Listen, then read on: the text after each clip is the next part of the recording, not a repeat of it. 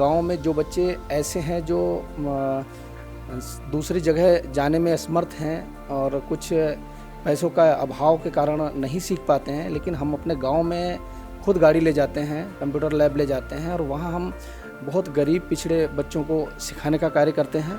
मुझे बहुत खुशी है कि मैं इतने कम उम्र में समाज सेवा का कार्य करने में लग गया, क्योंकि सबका सौभाग्य नहीं है ये। हम जिस धर्म से हैं तो हमें अपने धर्म के बारे में भी अच्छा करके ज्ञान होना चाहिए। और एक बच्चा हमारा ऐसा है जो कंप्यूटर हमारे पास सीखा और हमारे ही पास सीखने के बाद क्या हुआ, उसी क्षेत्र में हमने उसे ईओडब्ल्यू ट्रेनर बनाया।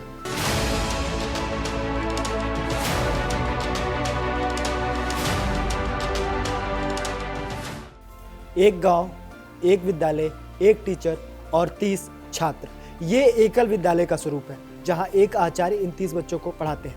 आज हमारे साथ एक ऐसे ही आचार्य मौजूद हैं जो जिन्होंने अपने कैरियर की शुरुआत एकल से जब जुड़े तो वो पहले आचार्य बने और आज जोनल कोऑर्डिनेटर तक पहुँचे।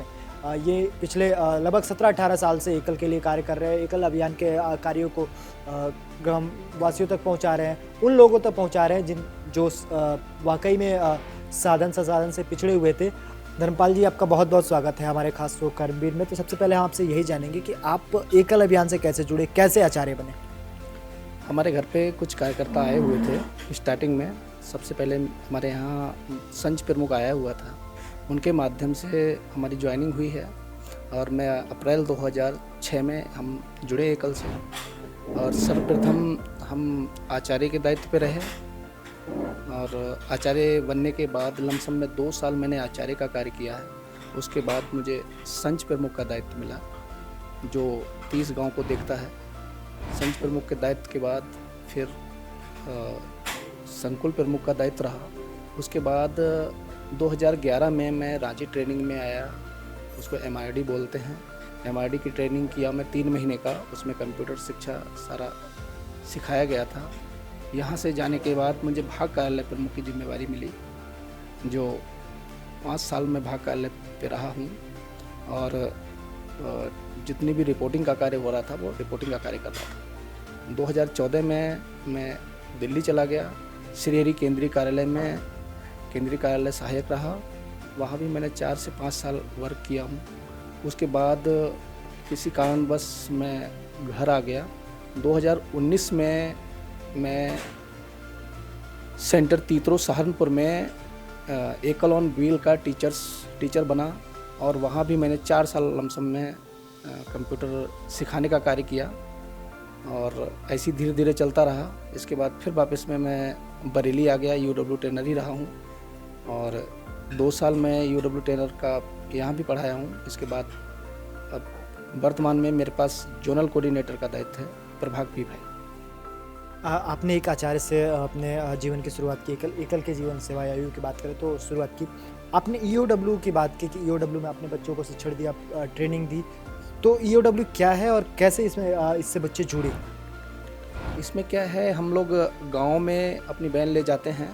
उसमें गांव में जो बच्चे ऐसे हैं जो दूसरी जगह जाने में असमर्थ हैं और कुछ पैसों का अभाव के कारण नहीं सीख पाते हैं, लेकिन हम अपने गांव में खुद गाड़ी ले जाते हैं, कंप्यूटर लैब ले जाते हैं और वहां हम बहुत गरीब पिछड़े बच्चों को सिखाने का कार्य करते हैं, जो अच्छे करके बच्चे सीख लेते हैं। उसमें बेसिक कंप्यूटर कोर्स कराया जाता है और उसमें जैसे MS पेंट है, वर्ड है, एक्सेल है, पावर पॉइंट है, इत्यादि चीज़ें उसमें सिखाने का कार्य करते हैं और उन्हें हम डिप्लोमा भी उपलब्ध कराते हैं जो बच्चा सीख लेता है। उसके बाद आपने बताया कि बच्चे तो क्या जो वैन जाती है तो बच्चों को बुलाना पड़ता है या बच्चे अभी जब पहली बार वैन गया होगा, जब उसके बाद जब बच्चे आदी हो गए तो बच्चे कैसे जुड़े, कैसे एकल ऑन व्हील से बच्चे आए, वो सीखना कैसे चालू हुआ? ऐसा हुआ जैसे एक बार हम अगर बच्चे खोजने में समय लगता है, उसके बाद क्या होता है बच्चों के माध्यम से ही कुछ बच्चे हमें उपलब्ध हो जाते हैं। और एक क्या होता है मोबिलाइजेशन का होता है पीरियड, उसमें हम मोबिलाइजेशन करते हैं, गांव में प्रधान या किसी मेन व्यक्ति से मिलते हैं, उसके माध्यम से हम बच्चों को इकट्ठा करते हैं। आपने उस उम्र में समाज सेवा करना शुरू कर दिया जिस उम्र में लोग अपने कैरियर की ओर देखते हैं, पढ़ाई के बाद लोग नौकरी की ओर देखते हैं, लेकिन आपने समाज सेवा का रास्ता चुना, ऐसा कैसे? मुझे बहुत खुशी है कि मैं इतने कम उम्र में समाज सेवा का कार्य करने में लग गया, क्योंकि सबका सौभाग्य नहीं है ये।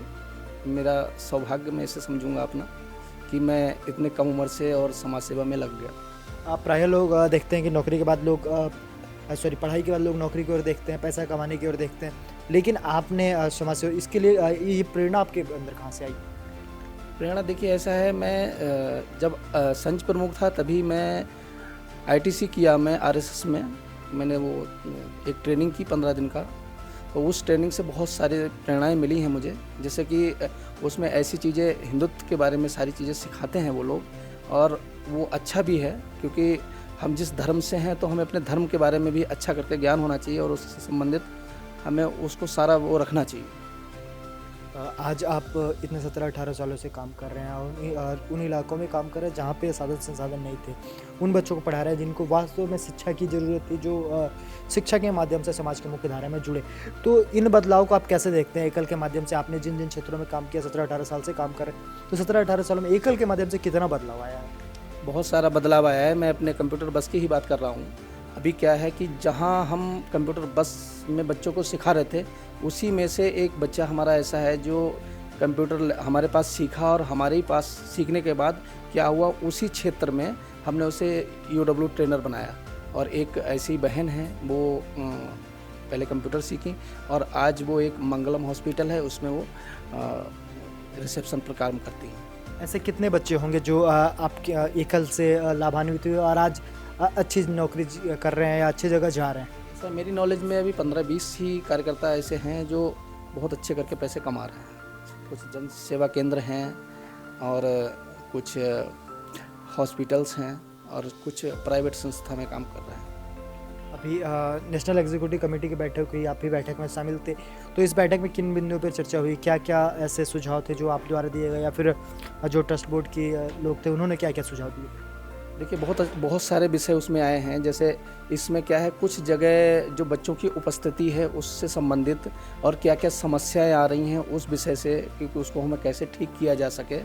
और छोटी छोटी चीज़ें बहुत सारी आई हैं ऐसे। तो नॉर्मली बहुत अच्छी विषय आया है इस 3 दिन के प्रशिक्षण में।